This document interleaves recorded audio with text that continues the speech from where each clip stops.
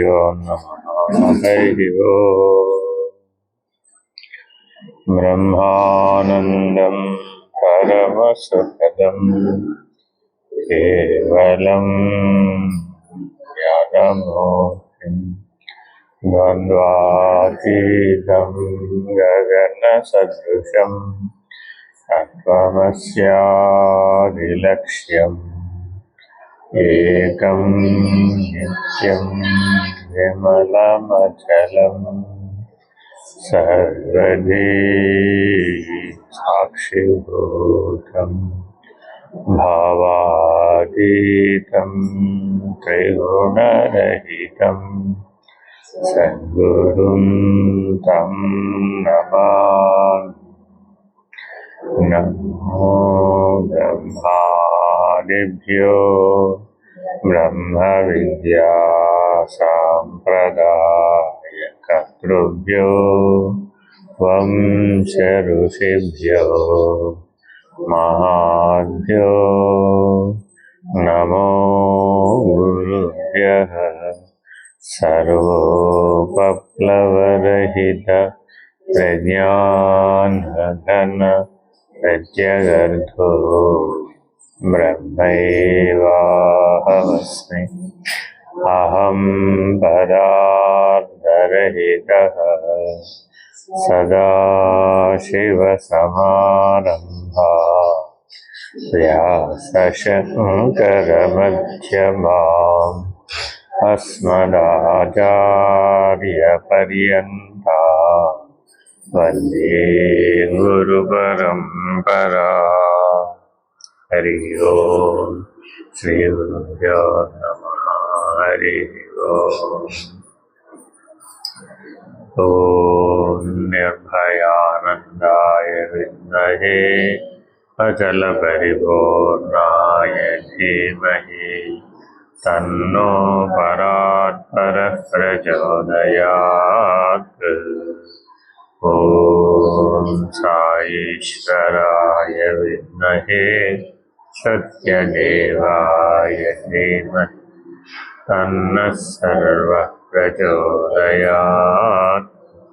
ॐ तत्पुरुषाय विद्महे महादेवाय धीमहि तन्नो रुद्रः प्रचोदयात्।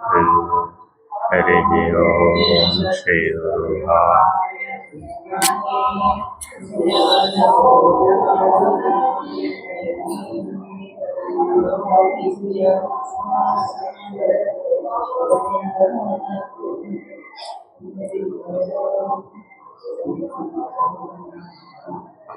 వివేక చూడమణి 492వ ఉపదేశం. నాహమిదం నాహమదోప్యుభయోరవభాసకం పరం శుద్ధం బాహ్య అభ్యంతరశూన్యం పూర్ణం బ్రహ్మాద్వితీయమేవాహం పూర్ణం బ్రహ్మాద్వితీయమేవాహం. మరల నాహమిదం నాహమదోప్యుభయోరవభాసకం పరం శుద్ధం బాహ్య అభ్యంతరశూన్యం పూర్ణం బ్రహ్మాద్వితీయమేవాహం. ఇప్పటి వరకు మనం కర్త లేడు అనేటటువంటి నిర్ణయాన్ని విచారణ చేశాం. ఎలాగా అంటే త్రిపుటి, మనం చెవి అనే దాన్ని తీసుకుంటే శ్రవణం, శ్రావ్యం, శ్రోత త్రిపుటి ఉన్నారు. చెవికి లెక్కేస్తే 3, అలాగే చూపుకి లెక్కేస్తే దృశ్యం, దర్శనం, ద్రష్ట, లోపల ఉన్నాడు చూసేవాడు అవునండి. అలాగే నోటికి లెక్కేస్తే వాచ్యం, వాచకం, వక్త, లోపల ఉన్నవాడెవడు వక్త. వక్తవ్యం, శ్రోతవ్యం, గంతవ్యం, అనుమంతవ్యం. ధ్యాత్వా. సూత్రం ఏంటంటే వక్తవ్యం, ఏం మాట్లాడినా ఆత్మజ్ఞానంతోనే మాట్లాడతాను, ఏం విన్నా ఆత్మజ్ఞానంతోనే వింటాను. వక్తవ్యం, శ్రోతవ్యం, గంతవ్యం, ఏం చూసినా ఆత్మభావంతోనే చూస్తాను. ధ్యాతవ్యం, ఇలా ఎప్పుడైతే మనం మార్చుకున్నామో అప్పుడు ఏమైందట, ధ్యానం చేసేటప్పుడు కూడా ధ్యానము, ధ్యేయము, ధ్యాత అనే త్రిపుటి ఉందయ్యా. అప్పుడు అక్కడ ఉన్న ధ్యాత కూడా ఆత్మస్వరూపమే, ఆత్మస్వరూపంగానే ధ్యానం చేస్తాను. వేరే ఇతరత్ర చేయడానికి వేరే ఏముంది? తినేది, వినేది, మాట్లాడేది, చూసేది అన్నీ ఆత్మస్వరూపంగానే చేయడము అభ్యాసం చేసుకో. ఇప్పుడు మనం ఆత్మభావంలో ఉండడం అంటే అర్థం ఏమిటి? ఇది తినేటప్పుడు ఆత్మస్వరూపంలోనే తిను. ఎందుకని? భోజ్యము, భోజనము, భోక్త, అక్కడ కూడా త్రిపుటి. అలాగే ఇది రెండో పని చేస్తుంది, వాచ్యము, వచనము, వక్త. ఇదేమో చూస్తుంది, గంతవ్యం. ఇదేమో వింటుంది, శ్రోతవ్యం. అదేంటంటే భోక్తవ్యం, వక్తవ్యం, శ్రోతవ్యం, గంతవ్యం, ధ్యాతవ్యం, అనుమంతవ్యం. ఇవన్నీ కలిపితేనే కదా జ్ఞానం. నీకున్న జ్ఞానం అంతా ఎక్కడ చూసింది? ఎప్పుడో విన్నానండి, ఎప్పుడో చదివానండి, ఎప్పుడో తిన్నానండి, ఎప్పుడో చూశానండి అని ఇంద్రియాల ద్వారానే కదా నువ్వు ప్రపంచ జ్ఞానం అంతా చెప్తున్నావు. ఆ ప్రపంచ జ్ఞానాన్ని ఆత్మదృష్టితో వీటిని ఉపయోగించి చూడు. చూస్తే అప్పుడు ఏమైంది? ఏది విన్నా ఆత్మస్వరూపమే, ఏది తిన్నా ఆత్మస్వరూపమే, ఏది మాట్లాడినా ఆత్మస్వరూపమే, ఏది చూచినా ఆత్మస్వరూపం. ఏమిటయ్యా ఇంతగా ఆత్మస్వరూపం? చైతన్యం అయ్యా. చైతన్యం కానిదంటూ ఈ సృష్టిలో రెండవది లేనే లేదు. ఏది విన్నా చైతన్యంతోనేగా వినాలి. వినేవాడు లోపల చైతన్య శవం దగ్గరికి వెళ్ళి నాన్న నాన్న అన్నాడండి, వినపడుతుంది ఏమిటి? ఎందుకని? చైతన్యం లేదు అక్కడ. కాబట్టి ఇంతకాలం నాన్న నాన్న అని ఎవరన్నాడు? చైతన్యాన్నే నాన్న నాన్న అన్నాడు, అమ్మ అమ్మ అన్నాడు. కానీ మా భ్రాంతి ఎక్కడ పడ్డాడు? నామరూపాలని నాన్న నాన్న, నామరూపాలని అమ్మ అంటున్నానని భ్రాంతి. అర్థమైందండి? కాబట్టి ఆ నామరూపాలనే భ్రాంతిని తీసేసి నీ ఇంద్రియాలను ఉపయోగించడం నేర్చుకో. ఇది జ్ఞానపూర్వక కర్మాచరణ అంటే. ఎందుకని కర్మ చేయాలంటే ఇంద్రియాలు వాడాలా వద్దా? నీకు ఇంద్రియాలు ఉన్నాయిగా, దేహం ఉంది కదా. ఆ దేహం అనే ఇంద్రియాల సమూహాన్ని వాడేటప్పుడు జ్ఞానపూర్వక కర్మాచరణ చెయ్యి అంటే అర్థం ఏమిటో స్పష్టంగా పూర్వోపదేశంలో చెప్పాడు. సరే, ఇన్ని చేసినా నేను కర్త కాదు అంటావా? ఇవన్నీ భోక్తృత్వానికి సరిపోతున్నాయి. చూడండి, మీరు కావాల్సి వస్తే తినేవాడు భోక్త, మాట్లాడేవాడు వక్త, వినేవాడు శ్రోత, చూసేవాడు ద్రష్ట గంత, ధ్యానం చేసేవాడు ధ్యాత, తెలుసుకునేవాడు జ్ఞాత. జ్ఞానము, జ్ఞేయము, జ్ఞాత అక్కడ కూడా త్రిపుటే. అర్థమైందా? జ్ఞానము, జ్ఞేయము, జ్ఞాత. ఏం తెలుసుకుంటావయ్యా? పుట్టినప్పటి నుంచి తెలుసుకుంటూనే ఉన్నాడు వీడు. జీవితం తెలుసుకుంటూనే ఉన్నాడు అంతే వీడిగా. మీరు చూసుకోండి, కావాల్సి వస్తే ప్రతిరోజు మీరు హాయిగా నిద్రపోవాలి అంటే ఆ రోజు ఏదో ఒకటి తెలియంది తెలుసుకుంటే మీరు నిద్రపోతారు హాయిగా, లేకపోతే నిద్రపోతారు. అదే మిమ్మల్ని వేధించేస్తుంటుంది. అదేమిటో తెలియలేదండి, అదేమిటో తెలియలేదండి, అదేమిటో తెలియలేదండి, ఏదో ఒకటి. ప్రతిరోజు చిన్నప్పటి నుంచి మనం ఏం చేసాము? ఒక కొత్త మాట తెలుసుకోవడము, ఒక కొత్త అనుభూతిని తెలుసుకోవడము, ఒక కొత్త వస్తువుని తెలుసుకోవడము, ఒక కొత్త విషయాన్ని తెలుసుకోవడము, ఒక కొత్త ప్రదేశం గురించి తెలుసుకోవడము, ఒక కొత్త మనిషిని కలవడము. ప్రతిరోజు ఒక నిత్య నూతనమైనటువంటి అంశం ఒకటి ఉంది. చూసుకోండి, మీరు కావాల్సి వస్తే. అప్పుడే మీలో ఉన్న అహం శాంతిస్తుంది, లేకపోతే శాంతించదు. నేననే అహం ఎలా శాంతించిందట? చిన్నపిల్లవాడికి మీరు రోజు ఒకటే అన్నం పెట్టండి, పెడుతున్నారు మీరు. ఒకప్పుడు చూసుకోండి, మీరు గుర్తు తెచ్చుకుంటే అన్నప్రాసన 6 నెలలకి చేస్తే ప్రతిరోజు కొత్తది పెడుతుందే. ప్రతిరోజు కొత్తది పెడితే వాడు ఆరోగ్యం పాడైపోతుంది. ఏం చేస్తుంది? వారం వారం, ఈ వారం అంతా ఉడిపెట్టి అప్పుడు బాగానే తింటాడు. చూడండి, మీరు సంవత్సరం వచ్చేసింది, సంవత్సరం తర్వాత తినమనండి, తినడండి, మీరు ఏదో ఒకటి మార్చాల్సిందే. తర్వాత మీరేం చేశారు, 2 సంవత్సరాలు పూర్తి అయిపోయింది. అప్పుడు మీరు ప్రతిరోజు మార్చడం కాదు, పొద్దున మధ్యాహ్నం సాయంత్రం కూడా మార్చాలి. పొద్దున పెట్టింది మధ్యాహ్నం పెడితే తినడం, మధ్యాహ్నం పెట్టింది సాయంత్రం పెడితే తినడం. ఎందుకని? తెలివి పెరిగింది, చైతన్య వికాసం పెరిగింది, నిత్య నూతనత్వాన్ని కోరేటటువంటి ఆభాస.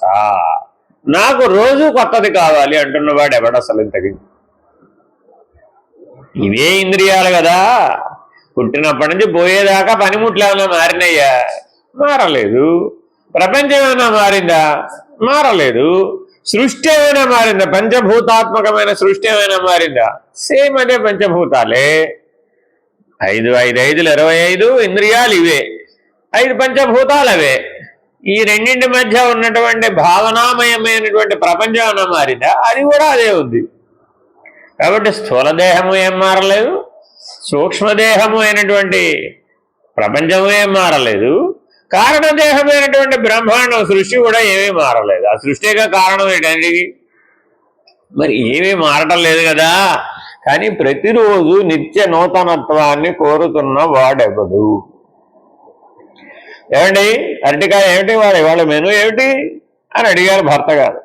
ఆ అరటికాయ అండి. అరటికాయ ఏమిటి అన్నాడు. మళ్ళా అరటికాయ అంటే సరిపోయింది కదా, కానీ ఏం సరిపోలేదు. అది ఏ రకంగా వండావు అనేది అక్కడ ప్రశ్న. అంటే ఏ రకంగా వండినా అరటికాయే కదండి. మూల ద్రవ్యం ఏమైనా మారిందా? మారలేదు కదా. కానీ అరటికాయ ఫ్రై అనగానే అయితే ఓకే. అరటికాయ అదేంటి ఇగురు కూర అదే ఆవిడేదో చెప్పిందండి బాబు, అదేం బాగలేదు. ఏ మూలద్రవ్యం అదే కదా. అంటే దానికి ప్రత్యేకతలు జోడించినటువంటి అవభాస, దీని ఏమన్నారండి? అవభాస లేదా ఆభాస లేదు. ఏమిటట అంటే ఆ జోడించిన దాని వలన అధ్యాస కలిగింది. కాబట్టి మానవుడిలో వచ్చిన భ్రాంతి లక్షణం ఏమిటయ్యా అంటే మూల ద్రవ్యాలలో ఏం మార్పు లేదు. మూల ద్రవ్యంగా దానికి ఏ రకమైన ఇబ్బంది కూడా లేదు, బంధం కూడా లేదు. మీరు చూసుకోండి కావాల్సి వస్తే. బంధం ఏం లేదండి. దానివల్ల ఉన్నవి ఉన్నట్లుగా వాడుకున్నంతసేపు ఏం బంధం లేదు. దానికి ఒక ప్రత్యేకతను జోడించేసాడు. జోడించేటప్పటికి ఏమైపోయింది? సరేనండి, ఆవకాయ అదేంటి అదే అరటికాయ ఆవ పెట్టి వండానండి ఆవిడ. ఈ ఆవ పెట్టి వండడం ఏమిటి? ప్రత్యేకత అంతేనా కాదా? రోజు వండమన్నాడండి. ఏమైపోతుంది? ప్రమాదం వస్తుంది. రోజు ఆవ పెట్టి తింటే ప్రమాదం వస్తుంది, విరోచనాలు వస్తాయి. అవి రక్త విరోచనాలు వస్తాయి, పైగా మామూలుగా కూడా కాదు. అర్థమైందండి? మరి హాస్పిటల్లో చేర్చాల్సిందే, తీసుకుపోయిగా బ్లడ్ ఎక్కించాల్సి వస్తుంది. మీరు గృహంలో ఇంట్లో అన్నం వండడం అంటే చిన్న విషయం కాదండి. ఆయన బాగుందన్నాడు కదా అని రోజు ఆవబెట్టిన కూరలు కనుక వండటం మొదలు పెట్టామంటే చూడండి, ఆయన ఒకరోజు బాగుందన్నాడు కదా అని ఇవిడ అవి చేసింది. మొదటి రోజు అరటికాయ ఆవబెట్టి, 2వ రోజు పనస పుట్ట ఆవబెట్టి, 3వ రోజు సొరకాయ ఆవబెట్టి, దేన్నైనా ఆవబెట్టి వండొచ్చండి. మీరు ఆంధ్రదేశంలో గమనిస్తే, గోదావరి జిల్లాలో గమనిస్తే ఏ వస్తువైనా ఆవబెట్టి వండవచ్చు. మీకు అలా కృష్ణా జిల్లాలో అలవాటు ఉండదు. సరే, అలా రోజు ఆవబెట్టి వండారండి. కరెక్ట్గా 40 రోజులు 40 రోజులు తినేటప్పటికి వాడు ఏనుగు లాంటి వాడు కూడా గాలి వస్తే ఎగిరిపెట్టి పూచికి పొల్లాగా అయిపోతాడు, హరించుకుపోతుంటాడు. ఎందుకు హరించుకుపోతున్నాడు ఎవరికి తెలియదు. మిగిలినంతా బాగానే ఉంటుంది, కానీ మనిషి మాత్రం హరించుకుపోతాడు, ప్రాణశక్తి హరించుకుపోతాడు. ఎందుకని అంటే అది తినే ఆహారంలో ఉంది. కాబట్టి ఇప్పుడు వాటికి నిత్య నూతనత్వం అనేది అవసరమా కాదా? ఇప్పుడు ఎప్పుడో ఒకరోజు ప్రత్యేకం అవసరం అవుతుందేమో, కానీ ప్రతిరోజు నిత్య నూతనమే అన్నాడండి. ఏమైపోయింది? అక్కడ కూడా మళ్ళా మీరు చూసుకొని కావాల్సి వస్తే మీరు మూల ద్రవ్యాలని మార్చకుండా వండినంతసేపు ఆరోగ్యం బాగానే ఉంటుంది. మూల ద్రవ్యాలని మారుస్తూ పోయే కొద్దీ చాలా ప్రమాదం. అండి, అందువలన ఈ అధ్యాస అవభాస కలిగినటువంటి జీవుడు ఎప్పుడు ఏం కోరతాడటయ్యా అంటే నిత్య నూతనమైన అనుభవాన్ని కోరుతున్నాడు. వాడికి కావాల్సింది ఏం లేదండి, సుఖం ఎక్కడి నుంచి వస్తుంది? నిత్య నూతనమైన అనుభవం కావాలి. రోజు ఓ కొత్త దాన్ని చూడాలి, రోజు ఓ కొత్త దాన్ని వినాలి, రోజు ఓ కొత్త దాన్ని తినాలి, రోజు కొత్త దాన్ని అనుభవించాలి. కొత్తదనం ఒకటి ఇంపార్టెంట్, మిగిలిందంతా ఏం అన్ఇంపార్టెంట్. రోజు కొత్తదనాన్ని అనుభవిస్తే చాలంతే. ఎవరు సాటిస్ఫైడ్? జీవుడు. ఆ జీవుడు అంటే ఎవరు? నేనే, అహం. వీడికి దేని వల్ల కలిగింది అంటే నామరూపాలు నేనే అనుకోవడం అనే అభిమానం చేత కలిగింది. దేనివల్ల కలిగిందనేది నామరూపాలు నేనే అనే అభిమానం చేత, భ్రాంతి చేత కలిగింది. సరే, వీడికి ఈ అభ్యాసాన్ని ఇప్పుడు మార్చాలి. మనం జన్మ పుట్టిన కానీ ఇలా జీవించేసేవాడి ఆల్రెడీ. ఇప్పుడు ఏం చేయాలి? రివర్స్. నీ స్వరూప జ్ఞానంతో నువ్వు జీవించడం నేర్చుకోవాలి. అంటే ఏం చేయాలి? శ్రోతవ్యం, భోక్తవ్యం, వక్తవ్యం, గంతవ్యం, ధ్యాతవ్యం, అనుమంతవ్యం. మననం చేస్తున్నాడు రోజు ఏ రోజుకు ఆ రోజు.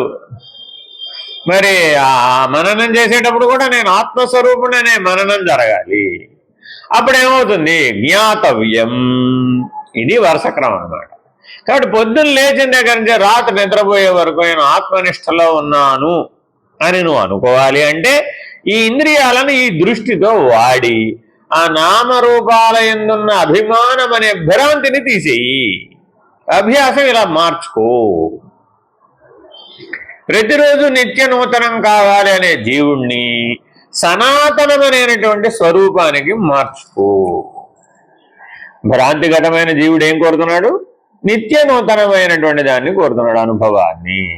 స్వరూపం ఎలా ఉంది? సనాతనం. సనాతనం, వట్టి సనాతనం కూడా కాదు. సృష్టి ఆది ఎందు ఏ పరబ్రహ్మస్వరూపం ఉందో ఇప్పుడు కూడా ఆ పరబ్రహ్మస్వరూపమే ఉంది. దాని లక్షణాలు మనకి గత ఉపదేశాలలో వరుసగా చెప్తూ వచ్చాడు కదా. ఏమిటవి చూడండి. ఏమిటవి? అసంగోహం, అనంగోహం, అలింగోహం, అభంగుర, ప్రశాంతోహం, అనంతోహం, అమలోహం, చిరంతన. ఆ 8 లక్షణాలు ఉన్నాయి. కాబట్టి చాలా జాగ్రత్తగా ఈ 8 లక్షణాలని మన నిత్య జీవితంలో అభ్యాసంలో పట్టుకోవాలి. అలా గనక ఉన్నట్లయితే అప్పుడు మనం ఏమని తేలింది? అకర్తాహం, అభోక్తాహం, అవికారోహం, అక్రియోహం, శుద్ధ బోధస్వరూపోహం, కేవలోహం, సదాశివ. మారనటువంటి స్వరూప జ్ఞానంతో ఎప్పుడైతే మనం నిలబడగలగడం వచ్చిందో అప్పుడు అది సదాశివ స్వరూపమే. దానికి మనల్ని ఏం చేయమంటున్నాడు? ద్రష్టృ, శ్రోతృ, వక్తు, కర్తు, భోక్తు విభిన్న ఏవాహం. ఇలా ఉన్నటువంటి ఇది నేను వేరే, నేను చేశాను, నేను చూశాను, నేను తిన్నాను, నేను మాట్లాడాను, నేను తెలుసుకున్నాను అంటున్నావు కదా. ఇవన్నీ వేరు వేరు వేరు వేరు వేరు వేరుగా చూస్తున్నావు కదా. ఆలోచించండి. సంవత్సరం క్రితం మీరేం తిన్నారండి? అయిపోయింది. ప్రతిరోజు ఏదో ఒకటి తిన్నానని ఒప్పుకుంటావు కానీ ఇదే రోజున సంవత్సరం రోజున గత అక్టోబర్ 29వ తారీఖు 30వ తారీఖు ఏం తిన్నావు చెప్పమంటే అయ్యో అదేమిటి ఏం తినలేదంటావా? అయ్యో తినకపోతే ఎలాగ రోజు ఎలా గడిచింది మరి. కానీ గుర్తుపెట్టుకోలేదు. ఎందుకని గుర్తుపెట్టుకోలేదు? భిన్న ఏవాహం కాదు కాబట్టి. సామాన్యం అనే లక్షణాన్ని మనం గుర్తుపెట్టుకోవడం లేదు. భగవంతుడు సామాన్యం, చైతన్యం సామాన్యం, ఆత్మ సామాన్యం, స్వరూపం సామాన్యం. మరి జీవుడండి విశేషం. దేవుడండి విశేషం. సరే, అయితే మీ పెళ్లిలో ఏం పెట్టారు? పెళ్లిలో ఏం పెట్టారంటే పెళ్లి రోజున భోజనం పెట్టారా? పెట్టలేదా? పెట్టారు. ఇప్పుడు పెళ్లి ఎప్పుడైంది? పెళ్లి ఎప్పుడు ఏనాడా 10 ఏళ్ళ క్రితం అయింది, 30 ఏళ్ళ క్రితం అయింది, 50 ఏళ్ళ క్రితం అయింది. మీ పెళ్లి ఏం పెట్టారండి అంటే అయ్యో, మరి అది విశేషం కాదా? విశేషమే. కానీ ఎంతవరకు విశేషంగా ఉందో అది అంతవరకు గుర్తుంది. ఎంతకాలం అయితే అది సామాన్యీకరించబడిపోయిందో అది కాస్త పోయింది. ఇది బాగా గుర్తుపెట్టుకోవాలండి. సనాతనం అనంగానే సామాన్యం అయిపోయింది. ఏమంటే భగవంతుడు ఎలా ఉంటాడో తెలుసా మీకు? ఎందుకని? భగవంతుణ్ణి విశేషంగా చూడాలనుకుంటున్నావు కాబట్టి. తగాదా ఎక్కడొచ్చింది ఇప్పుడు? భగవంతుడిని విశేషంగా చూడాలనుకుంటున్నావు. విశేషంగా ఎలా ఉంటాడమ్మా భగవంతుడు? భగవంతుడు సామాన్యం కదా, చైతన్యం కదా, అంతటా ఉన్నవాడు కదా. అంతటా ఉన్నవాడిని నువ్వు సామాన్యమనే దృష్టితో చూస్తే కనబడుతుంది, కానీ విశేష దృష్టితో చూస్తే ఎలా కనబడుతుంది? కనబడదు కదా. విశేషం అంటే అర్థం ఏమిటి? ఆయన గంగాధరుడై ఉండాలి, చంద్రమౌళీశ్వరుడై ఉండాలి, ఇంకేమై ఉండాలి? నందివాహనారూఢుడై ఉండాలి, ఇంకే ఉండాలి? అర్ధనారీశ్వరుడై ఉండాలి, ఇంకే ఉండాలి? త్రిశూలధారై ఉండాలి, ఇంకే ఉండాలి? ఇలా ఏమిటేమిటో లక్షణాలు, ప్రతిదానికి ఓ లక్షణాలు రాసేసావు. ఆ లక్షణాలన్నీ విశేష దృష్టి కదా. కానీ వాస్తవానికి ఆయన అలా లేడు కదా. రోజు అలా ఉన్నాడేమిటి? లేడు కదా. శివస్వరూపం ఎలా ఉన్నాడా? ప్రాణం ఉన్నా, నీలో ప్రాణం శివస్వరూపమే. నీలోని ప్రాణం విశేషమా సామాన్యమా? సామాన్యం. మరి నీ ప్రాణం చంద్రమౌళీశ్వరుడా, జటాధరుడా, గంగాధరుడా, నందివాహనారూఢుడా, విభూతి ధరించడా, కపాలమాలాధరుడా? ఏమిటమ్మా నీ ప్రాణం? ఏం లేవుగా. అంటే మనకి భ్రాంతిమయ దృష్టి చేత భగవంతుని కూడా ఎలా చూడాలనుకుంటున్నామట? ఆ విశేష దృష్టితోనే నాకు కనపడితేనే భగవంతుడు కనపడ్డట్టు అని నువ్వు అనుకున్నంత కాలం నువ్వు జీవుడివి. ఫైనల్గా ఎక్కడి దాకా తీసుకొచ్చేసావండి అంటే, నీకు ఈ విశేష దృష్టి అనేది ఎంతగా లోపల బలపడిపోయి అభ్యాసం చేయాలి, ఎంత బలపడిపోయిందయ్యా అంటే, మీ ఆయనకి ప్రతిరోజు ఏదో ఒకటి స్పెషల్ వండి పెట్టినట్టే, వాట్ ఈస్ టుడే స్పెషల్ అన్నట్టే ఉంటుంది వ్యవహారం. ఇవాళ ఈశ్వరుడు స్పెషల్ ఏమిటండి? ఈశ్వరుడికి ఇవాళ స్పెషల్ ఏమిటి? ఎప్పుడూ సనాతనుడై సర్వకాలము సదాశివుడై ఉన్నటువంటి ఈశ్వరుడికి ఇవాళ ప్రత్యేకమైన అలంకారం అండి, వాళ్ళ ప్రత్యేకమైనటువంటి విభూతి అండి, వాళ్ళ ప్రత్యేకమైనటువంటి అర్చన అండి, వాళ్ళ ప్రత్యేకమైనటువంటి అభిషేకం అండి, ఇవాళ ప్రత్యేకమైనటువంటి దర్శనం అండి అంటావేమిటి? అంటే ఎక్కడో నీ జీవభావం నువ్వు బలవత్తరమై, ఎంత బలవత్తరం అయిపోయినాయా అంటే, అత్యంత సామాన్యమైనటువంటి సనాతనమైనటువంటి సదాశివ స్థితిని సామాన్య దృష్టితో పట్టుకోవడం అత్యంత సులభమైతే మనం ఏం చేస్తున్నాం? విశేష దృష్టితో ఈశ్వరుడు కనపడలేదు అంటున్నావు. నీకు విశేష దృష్టి ఉన్నంతకాలం ఈశ్వరుడు కనపడు. తేల్చి చెప్పేశాడు. నీకు ఎంతకాలం భగవంతుడి గురించి తెలియదు, నీకు ఎంతకాలం భగవంతుడు దర్శనం కాదు. నీకు విశేష దృష్టి ఉన్నంతకాలం కానే కాదు. అంతే. ఎందుకు కాలేదండి ఎవరికైనా సరే భగవంతుడు సాక్షాత్కారం? నీకు విశేష దృష్టి ఉంది కాబట్టి.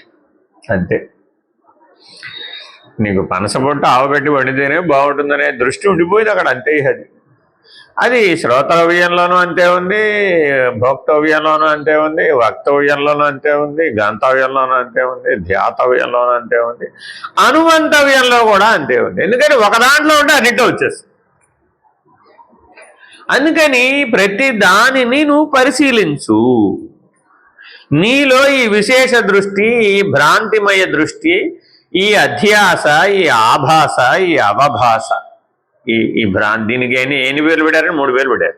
అధ్యాస, ఆభాస, అవభాస. ఈ 3 నిన్ను బాగా బలవత్తరంగా ఆవహించేసినాయి. ఎప్పటి నుంచి? అబ్బో చిన్నప్పటి నుంచి. Long ఏగో, so long ఏగో. అంతే. కొద్దిగా ఉప్పు మారుస్తుంది, కొద్దిగా కారం మారుస్తుంది, లేదంటే కొద్దిగా పులుపు మారుస్తుంది. ఉన్నది 6 రుచులే కదా. 6 రుచులో వెనకో ముందుకో సర్దాలి అంతే. అర్థమైందండి? మరి కొత్తది వండాలంటే ఇప్పుడు ఎక్కడి నుంచి వండుతుంది? 7వ రుచి ఎక్కడి నుంచి వస్తుంది? కాలేదుగా. ఉన్నది 6 రుచులే, ఉన్నది అరిషడ్ వర్గాలే, ఉన్నది షడ్వికారాలే, అంతకుమించి వేరే 7వది లేనే లేదు అక్కడ. కానీ వాటిలోనే పర్ముటేషన్స్ అండ్ కాంబినేషన్స్ కనిపెట్టేసింది ఇవిడు. ఎన్ని రకాల వంట చేస్తుందంటే అబ్బో చెప్పలేవండి బాబు. ఎందుకని? చెప్పింది చెప్పకుండా, మాట్లాడింది మాట్లాడకుండా, తిన్నది తినకుండా, విన్నది వినకుండా, చూసింది చూడకుండా ఇప్పటి వరకు ఎన్ని లక్షల రోజులు గడిపేశావు. ఏమంటే నిన్న మాట్లాడిందే ఇవాళ మాట్లాడేవా? ఏదో కొత్తది మాట్లాడేసేవి ఆల్రెడీ. ఇవాళ నీలో ఉన్న జీవుడనే అహం సంతృప్తి పడిందా పడలేదా? పడిపోయింది. ఇంకేముంది, ఆ కాస్త చాలు దానికంటే. ఏమండి నిన్న తిన్నదే ఇవాళ తిన్నావా? నిన్న రసం అండి ఇవాళ సాంబార్ అండి. అబ్బా నిన్న ఇవాళ ఒకటి కాదేమిటి, 6 రుచులే కదమ్మా. ఎప్పుడు చేసినా 6 రుచులే కదా. 7వ రుచి ఎక్కడి నుంచి తెస్తావు? లేదండి నిన్న రసం వేరే ఇవాళ సాంబార్ వేరే. జీవుడు సంతృప్తి పడిపోయాడా పడలేదా? పడిపోయాడు, అయిపోయింది అక్కడ. ఇలా ప్రతిరోజు గమనించుకో. ఈ ఇంద్రియ సమూహాన్ని వాడేటప్పుడు ఆత్మజ్ఞానంతో వాడడం అనే అభ్యాసం లేకపోవడం వలన, చైతన్యాన్ని మాత్రమే గుర్తుపట్టడం అనేటటువంటి సామాన్య దృష్టి లేకపోవడం వలన నువ్వు ఏదో ఒక ఇంద్రియంతో ఏదో ఒక విశేష లక్షణాన్ని అనుభవించేస్తున్నావు. ఆ విశేషంతో ఆ రోజు శాంతిస్తుంది జీవత్వ భ్రాంతి. అదే అహం. అర్థమైందండి? ఆ అహం చేత ఎంపిక చేయబడిన ప్రపంచం ఒకటి ఉంది, అది ఇదం. ఆ అహం చేత ఎంపిక చేయబడిన ప్రపంచం ఏంటండి? ఇదం. ఏమిటండి? ఇవాళ కొత్త పాట నేర్చుకున్నాను తెలుసా? చాలు చాలు. కొత్త పాట ఎక్కడి నుంచి తెస్తావు? సరిగమ పదనిసా స్వరాలు ఎన్నండి, 7 కదా. కొత్త పాట ఎక్కడి నుంచి తెస్తావు? 8వ స్వరాన్ని లేవుగా. దాన్నే వెనక్కి ముందుకు అటు ఇటు తిప్పాలి, అంతేనా కదా? మరి ఇప్పుడు కొత్త పాట నేర్చుకున్నాను అనగానే జీవుడు శాంతించాడు. అది కొత్తదనం లేకపోతే అశాంతి. రోజు వెంకటేశ్వర సుప్రభాతమేనండి పొద్దున్న లేవగానే. కొన్ని రోజులు అయిన తర్వాత నీ చెవి ఏం చేస్తుంది? గ్రహించడం మానివేస్తుంది. అంతేనండి. తర్వాత ఉన్నట్టుండి శివ సుప్రభాతం పెట్టు. బాగు ఎవరిని అందులో ఉన్నది ఇందులో ఉన్నది ఒకటే కదరా బాబు, ఏం మారింది? అది వెంకటేశ్వర సుప్రభాతం, శివ కార్తీక మాసం శివ సుప్రభాతం. ఓహో, దీని తర్వాత మార్గశిర మాసం, ధనుర్మాసం, అప్పుడు అందరూ వెంకటేశ్వర రామా. ఎంత భ్రాంతి కాకపోతే చిన్నపిల్లవాడిని తల్లి మాయ చేసినట్టు ఇదంతా వ్యవహారం. చూడండి ఏం చేస్తుంది. వాడు తింటలేదనుకోండి, ఒక చింతకాయ ఉట్టి, ఒక చిన్న ఒక పెసరగింజంతో శనగింజంతో చింతకాయ అందులో కలుపుతుంది. ఏం లేదండి, వాడు తినలేడని తెలుసు. అందుకని ఏం చేస్తుంది? చిన్న రవ్వంతా చింతకాయ కలుపుతుందండి. ఆ చింతకాయలో ఆ చింతకాయ పచ్చళ్ళు అన్ని 6 రుచులు ఉంటాయి అందులో. అది కలపగానే బాగుంది అంటాడు. అంటే అమ్మ ప్రకృతి మాత, జగదీశ్వరి, ఆదిశక్తి, మాయాస్వరూపిణి ఇలా మనల్ని ఆట ఆడిస్తుందండి. అంటే ప్రతిరోజు ఒక నూతనత్వం, ప్రతిరోజు ఒక కొత్త విశేషం. చింత చిగురు తిన్నారా? తినలేదా? తినాలండి బాబు. ఇప్పుడు ఇదే కాలం, వచ్చేది రోజులు ఇవే. సరే, చింత చిగురు అయిపోయింది. చిరు చింతకాయలు తిన్నారా? తినలేదా? చిరు చింతకాయ పచ్చడి తింటే ఎలా ఉంటుంది అనుకున్నా నీకు తెలుసా? ఎన్ని పడేసినా కూడా ప్రతిరోజు ఏం చేస్తున్నావు? శ్రోతవ్యం, వక్తవ్యం, భోక్తవ్యం, గంతవ్యం, అనుమంతవ్యం, ధ్యాతవ్యం, జ్ఞాతవ్యం. ఎన్ని తిప్పలు చెప్పినా 6 కదా. ఈ 5 ఇంద్రియాలు ప్లస్ జ్ఞాతవ్యం 6. ఈ 6 నిత్య నూతనమనే భ్రాంతిలో పడిపోతున్నాడు కదా. మనం గృహస్థాశ్రమం ఎందుకు స్వీకరించవలసి వచ్చింది? అందరం పెళ్లి చేసుకున్న వాళ్ళు ఉన్నారు కదా ఇక్కడ. ఎందుకు పెళ్లి చేసుకున్నారు మీరు చెప్పండి?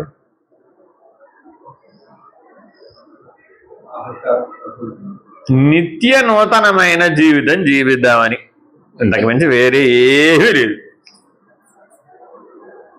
అంతే. ప్రతిరోజు ఒకే తీరుగా ఉంటావా? ఇవాళ మీ ఆయన మీద ఎందుకు అరిచావు, రేపు దానికోసమే అరుస్తావా? గ్యారంటీగా నో గ్యారంటీ. ఇవాళ దాని మీద అరిచిందంటే రేపు ఇంకో దాని మీద అరుస్తుంది. ఏ పాయింట్ మీద అరుస్తుందని చెప్పడానికి వీలు కాదు. ఆవిడ అరవడానికి ఒక మనిషి కావాలి, ఆయన ఉన్నాడు అక్కడ, అంతే. అలాగే ఆయన అరవడానికి ఒక మనిషి కావాలి, ఉన్నాడు అంతే. ఎందుకంటే అదంతా అనవసరం. ఎందుకన్నా కారణం మీరు చూసుకోండి. కావాల్సి వస్తే మీరు 40 ఏళ్ళు, 50 ఏళ్ళు, 60 ఏళ్ళు కాపురం చేసిన వాళ్ళైనా సరే, దాని పేరే కాపురం అండి. కాపురం అంటే లేనిదని అర్థం. అంటే లేనిదని, లేని పురం. మీ అమ్మాయిని కాపురానికి పంపించాలని బాబా పంపించామండి, లేని పురానికి పంపిస్తున్నాడని చెప్పకనే చెప్తున్నాడు. అమ్మా జాగ్రత్త కాపురం అంటాడు. అది జాగ్రత్త కాపురం అంటే అర్థం ఏంటి? లేనిది అది. నిత్య నూతనాన్ని అన్వేషిస్తూ ఎండమావిలో నీళ్లను అన్వేషించడం లాంటిది. కాబట్టి గార్హస్థ్య జీవితం అంటే ఏమిటయ్యా అంటే నిత్య నూతనత్వాన్ని ఎండమావిలో వెతకడం లాంటిది. రోజు కొత్త నీళ్లు కావాలండి. ఎండమావిలో అసలు నీళ్లే లేవు, రోజు కొత్త నీళ్ళు ఎక్కడి నుంచి వస్తాయి? ఈ సత్యాన్ని గ్రహించడానికి ప్రపంచం అంతా మిథ్యా వస్తువు. ఆ అనుభూతమయ్యే విశేషాలన్నీ మిథ్యా వస్తువులు, మిథ్యా అనుభవాలు. ఈ సత్యం బాగా బోధపడుతున్నారు గృహస్థాశ్రమ ధర్మంలో. కొత్తదనం కొత్తదనం కొత్తదనం అంటూ పరిగెట్టేవాడికట అసలు కొత్తదనమే లేనటువంటి వ్యవస్థలో వాడిని ప్రవేశపెట్టాం. ఇప్పుడు ఎవరికి తెలుసయ్యా? సీనియర్ లక్ష్మీనారాయణలకు బాగా తెలుసట ఈ విషయం. కాళ్ళు గడిగి కన్యాదానం చేసేటటువంటి సీనియర్ లక్ష్మీనారాయణలు ఉన్నారే, వీళ్ళకి బాగా తెలుసట ఏమిటి? మిథ్యావస్తు అని, భ్రాంతిగతం అని, భ్రమాజన్యం అని. కానీ పెళ్లి చేసుకోబోయే వాళ్ళకి చెప్తే వింటారా? మాకు కూడా మొట్టికాయలేమో పడితే గాని అప్పుడు కానీ మాకు అనుభవం రాదండి. అనుభవం వచ్చినాక వింటారంటాడట. సరే అయితే పో, నువ్వు కూడా అదే సంసారం అనే సముద్రంలో బాగా దూకవయ్యా, బాగా ఈతకొట్టు. అసలు సముద్రమే లేదు అక్కడ, సంసారమే లేదు అక్కడ. మిథ్యావస్తువు, ప్రపంచమే మిథ్యావస్తువు, సంసారమే మిథ్యావస్తువు. ఎందుకని అది రెండిటితో తయారైందయ్యా. అహం ఇదం. ఏమిటండి అవి? అహం ఇదం. అందుకని ఈ ఉపదేశంలో శంకర భగవత్పాదులు ఎత్తుకుంటున్నాయి నాహమిదం. ఎంత గొప్ప ప్రయోగం అది.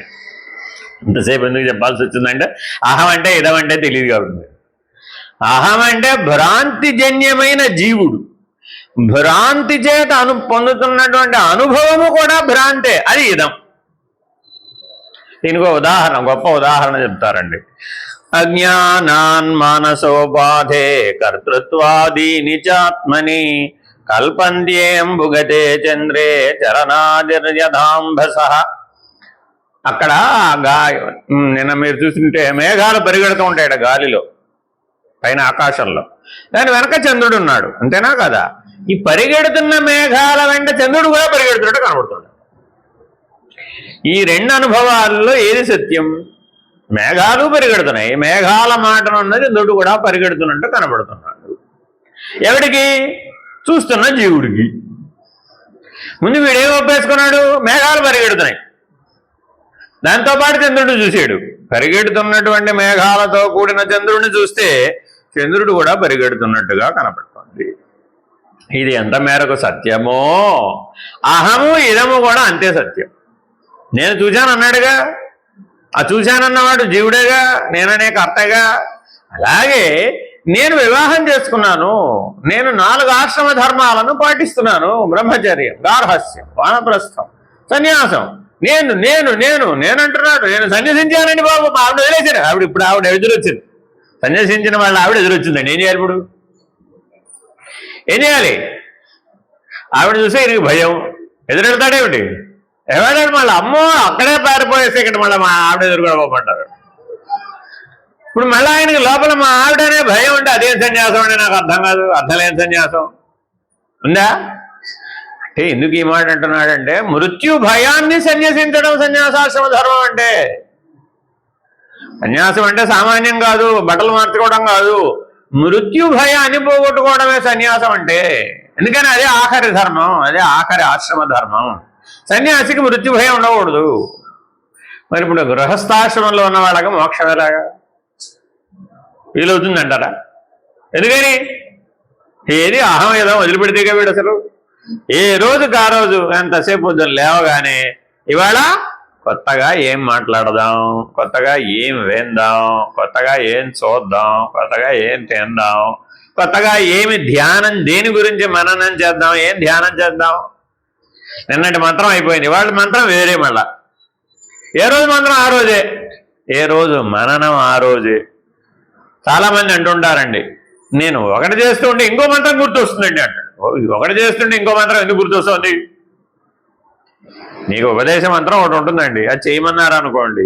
అది చేయమంటే నువ్వు దాని మీద నిలకడగలిగి దాని మీద ధ్యాస పెట్టాలి. కానీ అది చేస్తూ ఉండే మరో మంత్రం గుర్తొస్తుందండి. మరి ఇప్పుడు ఏం చేయాలి? అది చెయ్యి, అది చేస్తూ ఉంటే మరో అది చేస్తే ఇప్పుడు ఏమైనట్టు? ఈ జీవత్వ భ్రాంతి వెళ్ళి ఇప్పుడు ఎందులో కూర్చుంది?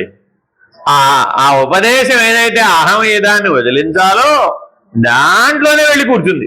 చూడండి ఎంత తెలివైందో. మనలో ఉన్నటువంటి జీవలక్షణం ఎంత తెలివైందయా అంటే ఏది పట్టుకుంటే ఇది వదిలిపోతుందో దాన్ని పట్టుకోనివ్వదు. అర్థమైందండి? మీ ఆవిడని ఆవిడగా చూడకు, పరమేశ్వరిగా చూడు. అది పెళ్లి మంత్రాలలో చిట్ట చివరి ఆఖరి ఘట్టానికి వచ్చిన తర్వాత ఈ రహస్యం ఇద్దరికీ చెప్తాడమ్మా. అమ్మా మీ ఆయనని పరమేశ్వరుడుగా చూడు, నాయన మీ ఆవిడని పరమేశ్వరిగా చూడు. ఎలాంటి ఇద్దరు అంటాడు. ఇదే ఆఖరి మాట. ఇప్పుడు ఇలా చూస్తే ఏమైనప్పుడు అహం ఇదం రెండే ఇరువైనాయి.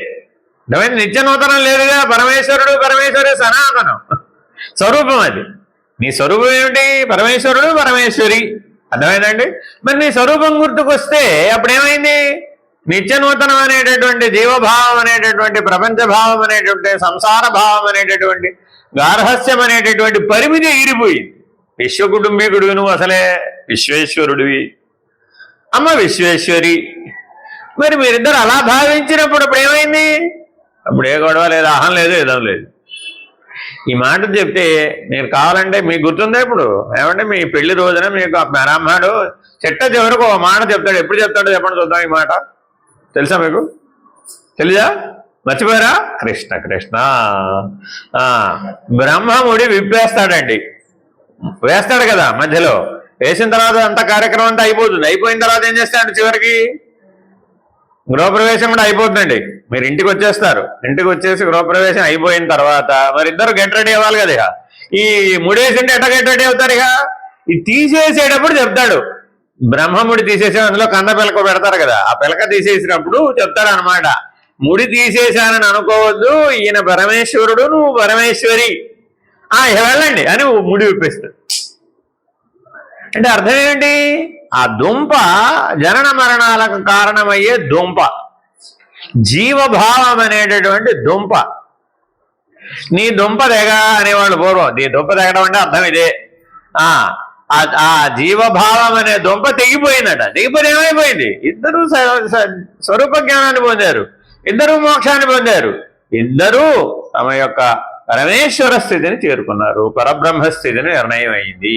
అలా జీవించమని మొదటిసారి ముడి విప్పేటప్పుడే చెప్తున్నాడు. ముడి వేసేటప్పుడు కూడా చెప్తాడండి. నాయన ఇది నేను వేసిన ముడి కాదు, ఇది బ్రహ్మగారు వేసిన ముడి అంటాడండి. విప్పేసేటప్పుడు ఏం చెప్తాడు? నువ్వు పరబ్రహ్మవు, నువ్వు పరమేశ్వరుడవు, నువ్వు పరమేశ్వరివి. ఆ పరమనేటటువంటి సత్యం నీకు బోధపడితే ఈ ముడిహ మరలా పనిచేయదు, జీవభావం తెగిపోతుంది. కాబట్టి పరబ్రహ్మం అనే నిర్ణయం అయిన వాడికి పునర్జన్మ లేనే లేదు, అసలు జన్మే లేదు, పుట్టలేదు వాడు. అహము ఇదము ఉన్నవాడికి నిత్య నూతనంగా పుట్టాలి పుట్టాలి పుట్టాలి. ఈ జన్మ ఏం జన్మ అండి? నాకు వచ్చేసారి ఇంతకంటే బాగా పుడతా. ఇంతకంటే బాగా ఎలా పుడతావు? ఈ జన్మలో బోల్డ్ పుణ్యాలు చేశాను కదా. కార్తీక మాసం అంతా ఉపవాసాలు చేశాను, కార్తీక మాసం అంతా శివాలయానికి వెళ్ళాను, కార్తీక మాసం అంతా ప్రతిరోజు దీపం పెట్టాను, కార్తీక మాసం అంతా ఆకాశ దీపం పెట్టాను, కార్తీక మాసం అంతా దానాలు చేశాను, జపాలు చేశాను, హోమాలు చేశాను, తపాలు చేశాను. కార్తీక మాసం ఏం కర్మ, సంవత్సరం అంతా చేస్తూనే ఉన్నాను. ఎప్పుడు చూస్తే ఎప్పుడల్లా జపం చేస్తూనే ఉన్నాను. రోజుకి 1000 జపం చేశాను, 10,000 జపం చేశాను. ఇలా నేను చేశాను చేశాను చేశాను చేశాను అని అంటున్నాడా లేదా? ఎవడు వీడు? శ్రోతవ్యం, భోక్తవ్యం, వక్తవ్యం, గంతవ్యం, అనుమంతవ్యం, ధ్యాతవ్యం, జ్ఞాతవ్యం. ఎవడో వాడే కదా అహం. మరి వీడు ఆ మూటంతా కట్టాడు కదా. ఏమమ్మా ఈ జన్మలో ఏం చేశామా అని యమధర్మరాజు అడిగాడే అనుకోండి. అప్పుడు నీ మూట అంతా చూపిదిగో ఇంత మూట పుణ్యం తయారు చేసేది తెలుసా. ఓహో దాని వెనకాల ఉన్న అంత పెద్ద మూట పాపం సంగతి ఏమిటో. అది కూడా అది నేను కాదంటానేమిటి? నువ్వే కాకుండా ఎలా పోతావు? ఇక్కడ నేనే అన్నది అక్కడ నేను కాదంటానికి వీలు కాదు. కాబట్టి ద్వంద్వానుభవాలే ఇదం. ఆ ద్వంద్వానుభవాలు ఏమిటండి? ఇదం. నేననే జీవుడు ద్వంద్వానుభవాలనే ఇదం, నాహమిదం. Very very important.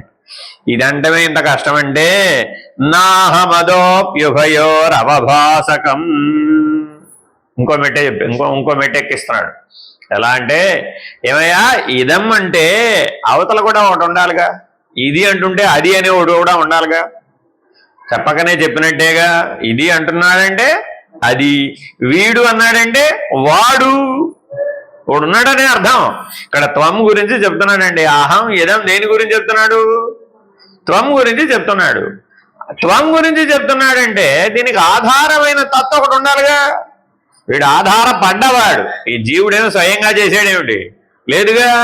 ఆ ఈశ్వరుడి మీద ఆధారపడి చేసాడు వీడు. వీడంతా వీడికి చేయడానికి వీడికి బలం ఎక్కడది? వీడి బలం అంతా ఈశ్వరుడు. వీడు ఏం ఆచరించాలన్నా ఆ ఈశ్వరీయమైన చైతన్యం సహకరిస్తేనే, ఆ ప్రాణ చైతన్యం సహకరిస్తేనే. ఆ ప్రాణ చైతన్యం సహకరించలేదండి, ఏమైంది? అప్పుడు మానవుని అంత్య దశ చూడాలట, అప్పుడు తెలిసిపోతుంది. 90 ఏళ్ళు 100 ఏళ్ళు వచ్చిన తర్వాత మంచంలో ఉంటాడు కదా, మూలుగుతూ ఉంటాడట. ఈ మూలుగు అర్థం ఏమిటో తెలుసుకోవాలి ఇప్పుడు విన్నవాళ్ళు. ఎందుకని మాట రాదు బయటికి, ప్రతిదానికి మూలుగే. మూలనున్న ముసలం ఏం చేస్తుందండి? మూలుగుతుంది. ఏమిటండి మూలనున్న ముసలమ్మ మూలగటంలో నేర్చుకోవాల్సిన విషయం? మనం నేర్చుకోవాల్సిన విషయం గురించి చెప్తున్నాడు. ఆవిడ ప్రతిదానికి ఒక రకంగా మూలుగుతుందట, ఆవిడ అవసరాలను బట్టి. ఇప్పుడు ఆవిడ అవసరాలు విశేషమా సామాన్యమా? సామాన్యం. ఇంకేం విశేషం? అధ్వానం. మంత్రం నుంచి లేవల ఆవిడకి విశేషం ఏముంది అక్కడ? సామాన్యమే. ఏదో తినడానికి ఆకలేసిన పెట్టమనో, లేకపోతే విసర్జించాలని తీసేయమనో, లేకపోతే ఏదో మంచినీళ్ళు అడగడం, ఏదో సామాన్య అవసరాలు అడుగుతుంది ఆవిడ. మరి ఆ వినేవాళ్ళకి ఎట్ట తెలియాలంటే, వాళ్ళు ఎప్పుడు ఎంతసేపు ఇప్పుడు పక్కన కూర్చుంటారా? కూర్చోరు కదా. అక్కడ అవతల గదిలో కూర్చుని పని చేసుకుంటున్న కోడలకి ఈ అత్తగారి మూలుగు వినగానే అర్థమైపోతాడు. వస్తున్నా తెస్తున్నా అని అంటున్నట. ఎంత తెలివైందో! ఆవిడ చెప్పాలేదు, ఈవిడ వివరంగా అడగాలేదు, కానీ ఆవిడ మూలుగును వినగానే ఆవిడకు అర్థమైపోయింది. ఎందుకని? అభ్యాసవశాత్. తన చిన్న పిల్లవాడు ఏడ్చాడు, చిన్న, అవునా? ఆ పిల్లవాడు ఏడుపు వినగానే తల్లికి అర్థమైపోయింది. ఏమిటి, ఎందుకు ఏడుస్తున్నాడో తెలుసు ఆవిడకి. మిగిలిన వాళ్ళకి ఎవరికి తెలియదండి. మిగిలిన ఇంట్లో కుటుంబ సభ్యులు ఎంతమంది ఉన్నా వాడు ఏడుపు ఎందుకు ఏడుస్తున్నాడు అన్న విషయం తల్లికి ఒక్కటిగా తెలుస్తుంది తప్ప మిగిలిన వాళ్ళకి తెలియదు. వాడు ఒక్కొక్క అవసరానికి ఒక్కొక్క రకంగా ఏడుస్తాడు. వాడు చీమలు కుడితే ఓ రకంగా ఏడుస్తాడు, ఆకలి వేస్తే ఓ రకంగా ఏడుస్తాడు, నిద్ర వస్తే ఓ రకంగా ఏడుస్తాడు, ఆడుకోవాలని అంటే ఏడుస్తే ఒక రకంగా ఏడుస్తాడు. వాడు ఆడుకునే ఆటను ఎవడన్నా అడ్డుకుంటే ఇంకో రకంగా ఏడుస్తాడు. వాడు ఏడుపులో రకరకాల భావాలు ఉన్నాయి. ఆ భావం ఆవిడ ఏడుపులు వినగానే గ్రహిస్తుంది. ఇంకా మీ వల్ల కాదులేరా, ఇటు ఇచ్చేయండిగా అంటుంది. ఎందుకని ఆవిడకి అర్థమైపోయింది. ఎంతమంది మేనేజ్ చేసినా వాడు మేనేజ్ అవ్వడు. వాళ్ళ అమ్మ దగ్గరికి వెళ్ళి కూర్చొని కిలకిలా అని అవుతాడు. ఏమిట్రా ఇప్పుడు అంతేకంటే వాళ్ళ అమ్మ కనపడలేదు అంతే వాడికి విషయం అక్కడ అంతే. ఇంత చిన్న విషయానికి కూడా వాడిలో చలనాలు వచ్చినాయి రాలేదా? అలాగే ఆవిడలో కూడా వస్తున్నాయి రావడం లేదా? ఇప్పుడు ఆవిడ ఎవరైనా మీ అత్తగారు కాదు, ఆవిడ మీ అమ్మాయి. అలా ఆవిడని చూడగలిగేటటువంటి లక్షణం నీకు వచ్చిందా? ఏమంటే నామరూపాలతో చెప్తున్నారు ఏమిటండి మళ్ళా? ఏమమ్మా నువ్వు ఇప్పుడు జగజ్జననివి కదా, 100 ఏళ్ల అత్తగారికి 50 ఏళ్ల కోడలో 70 ఏళ్ల కోడలో తల్లి ఎలా అవుతుంది? చిన్నది కదా ఆవిడకంటే. కాదమ్మా, నీకు ఆనాడు ఏం చెప్పాము? నువ్వు పరమేశ్వరివి, నువ్వు ఒక్కరికి తల్లివేమిటి, అందరికీ తల్లివి, జగత్తుకే తల్లివి. ఆ దృష్టిని నిలబెట్టుకో. అప్పుడేమైంది? అయిపోయింది. అహం ఇదమే కాదు, వాడు అది. ఈశ్వరుడికి సంబంధించినటువంటి సృష్టి అదేంటండి? అది అంటే ఈశ్వరుడే దేనికి అధిష్టానం? మాయకు అధిష్టానం. ఆ మాయాధిష్టానంతు మహేశ్వర. కాబట్టి మాయినంతు మహేశ్వర. ఆయన పనే మాయ చేయడం. అదేంటంటే అణువుని కదిలిస్తూ తాను మాత్రం కదలకుండా ఉన్నట్ట. అదిగా ఆయన చేసే మాయ. మాయనంతు మహేశ్వర. మాయ మనల్ని ఏమైనా చేయగలుగుతుంది కానీ మహేశ్వరుణ్ణి ఏమి చేయజాలదు. కాబట్టి ఒక్కొక్క కాలంలో ఈ సత్యాన్ని మనం తొందరగా గ్రహించవచ్చట. ఎంత బాగా ఋషులు కాలాన్ని అధ్యయనం చేశారు. అందుకని ఈ కార్తీక మాసంలో ఏకభుక్తం ఉండి భూశయనం చేసి శీతల జలం స్నానం చేసి నీ ఇంద్రియ నిగ్రహాన్ని సంపాదిస్తే మహాశివరాత్రి కల్లా నీకు పరమేశ్వర దర్శనం పూర్తయిపోతుంది.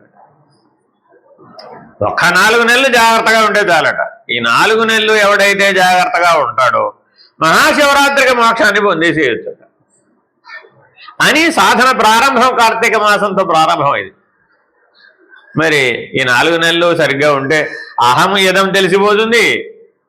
నాహమే అక్కడేమిటి, నాహం అదో అధో ఉభయ, వాడు అది, వీడు ఇది, 2 ఉన్నాయట. వీడు ఇది అంటే జీవుడికి సంబంధించిన సంసారం, వాడంటే ఈశ్వరుడికి సంబంధించిన సృష్టి లేదా మాయ. అర్థమైందండి? ఇది లేనిదే అది లేనిదే, ఉభయోర్ అవభాసకం. ఆయన అక్కడ కూడా నేనంటున్నాడు, ఇక్కడ కూడా నేనంటున్నాడు. ఆ నేను అనడం చేత ఆ మాలిన్యం చేత ప్రతిబింబించింది. సరే, నేతి అని మహావాక్య సిద్ధమైన అర్థమనే తెలియజేస్తున్నారు. నేను దృశ్యమానమగు ఈ ప్రపంచము కాను, అటులనే ఈ దేహేంద్రియాదులతో కాను. ఆంతరికమైన సూక్ష్మమైన మనోరూప ప్రపంచము నేను కాను, అవి నాకు లేవు, అవి నేను కాను. మరేమనగా బాహ్యమైన ఆంతరికమైన సకల ప్రపంచము జడమగుడ చేత విలక్షణుడనై సూర్య భగవానుని వలె సమస్తమును ప్రకాశింపచేయువాడను, స్వయం ప్రకాశుడును, పరమశుద్ధుడనై ఉండువాడను. సూర్యభగవానుడు గగన వీధిన సర్వ విలక్షణుడై తేజరిల్లు మాడికి నేను సర్వదృశ్య విలక్షణుడనై పరబ్రహ్మమునై వేదాంత శిఖరమున విహరించువాడను. సర్వదా శుద్ధుడను, బుద్ధుడను, మరియు బాహ్యమనియు అంతరమనియు విలక్షణ లేక సర్వత్ర వ్యాపించి ఉన్న ఎటుగాంచినను నిండి ఉన్న పరిపూర్ణ అద్వితీయ పరబ్రహ్మమునే అయి ఉన్నాను. ఏవకార్థ అనన్యావచ్ఛేదకమగుట చేత సర్వదృశ్యమును నిషేధించి అద్వితీయమైన ఏకమైన పరబ్రహ్మమునే నేనని నిశ్చయించి తెలుపుతున్నది. ఈలాగు అహం బ్రహ్మాస్మి మహావాక్య జన్యానుభవ సిద్ధ విజ్ఞానమును శిష్యుడు శ్రీ గురుదేవుని కూడా తెలుపుకొనుతున్నాడు. కావున సర్వావభాసకమైన పరబ్రహ్మమే తానుగా ఉన్నాడు.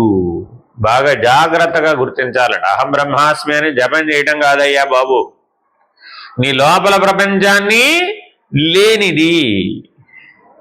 అహం ఇదం లేనిది, అలాగే అక్కడ ఉన్నటువంటి వాడు అది, ఇది వీడు లేడు, అది వాడు కూడా లేడు. అంటే ఎవరయ్యా? నువ్వు నిద్రపోతున్నావండి, లేదు నీ మనోమయ ప్రపంచం ఒకటి ఉంది, ఉందా లేదా? ఉంది కదా, అది కూడా ఖాళీ చేయాలి కదా. నువ్వు ఎంతసేపు ఇప్పటి వరకు ఎక్కడ దాకా చెప్పావు? అహం ఇదం గురించి బయటికే చెప్పావు, బహిర్ముఖమైనటువంటి వ్యాపారంతో చెప్పావు. అక్కడ అవన్నీ ఎందుకు వచ్చినాయి? ఆ లోపల అవన్నీ ఉన్నాయి కాబట్టి. అర్థమైందండి? ఎవరో అడిగారట, ఏమండి మీ అమ్మాయి పెళ్లిలో పనస పొట్టు ఆవకాయ వేశారా వేయలేదా అని. మా అమ్మాయి పెళ్ళి ఏం కర్మ, నా పెళ్లిలోనూ వేయలేదు. మా అమ్మాయి పెళ్లికి వేద్దామని అనుకున్నాను, కానీ ఏది పడనిస్తేనే మా ఆవిడ పండవలేదు. కనీసం మా మనవరాలు పెళ్లిలో అయినా వేయాలనుకుంటున్నాను అన్నాడట. ఇప్పుడు వాళ్ళ మనవరాలకి ఎంత వయసు అంటే 3 నెలలు. ఇప్పుడు ఈ 3 నెలల అమ్మాయి పెరిగి పెద్దదయ్యేది ఎప్పుడు, పనసపడ్డ ఆవకాయ వేసేది ఎప్పుడు, ఈయన తినేది ఎప్పుడు? ఆలోచించండి. కానీ ఈయన లోపల ఉన్న ఆశ ఎక్కడ దాకా వేసింది? ఆశామయ దేహం అది. బయటకు ఎలా బహిర్ముఖమైనటువంటి దాంట్లో ప్రవర్తించే దేహం ఎలా కనబడుతుందో, లోపల ఒక ఆశామయ దేహం ఒకటి ఉంది. ఆ ఆశామయ దేహం ఎప్పటికప్పుడు ఒకటి చెప్తూ ఉంటుంది. ఇప్పుడు వాళ్ళ మనవరాలు పెళ్లికి పనసపొట్టు ఆవకాయకి ఏమైనా సంబంధం ఉందే? అసలు ఆవిడ ఎప్పుడు పెరిగి పెద్ద అవుతుందో, ఎక్కడ పెళ్లి చేసుకుంటుందో, ఎవరు చేసుకుంటుందో, ఆ టైంకి అసలు ఈయన ఉంటేనా, ఈయన ఉంటాడో పోతాడో అవన్నీ అనవసరం ఆయనకి. కానీ ఆ పనసపొట్టు ఆవకాయకి ఎప్పటిదాకా పెట్టాడు ముహూర్తం? వాళ్ళ మనవరాలు పెళ్లికి వెళ్ళాడు.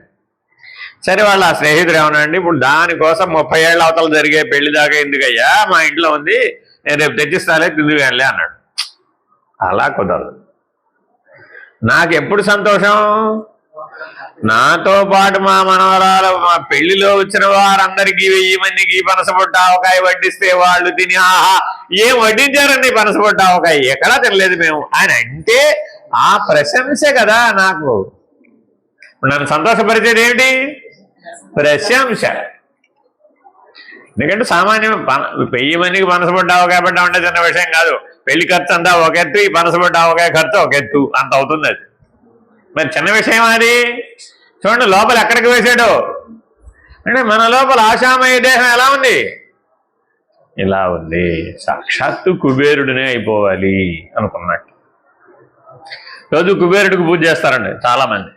ఏమిటయ్యా ఇంతకీ కుబేరుడు, ఆయన కూడా కుబేరుడు అయిపోవాలి అంతే. కుబేర స్థానాన్ని పొందడం చిన్న విషయమేనా?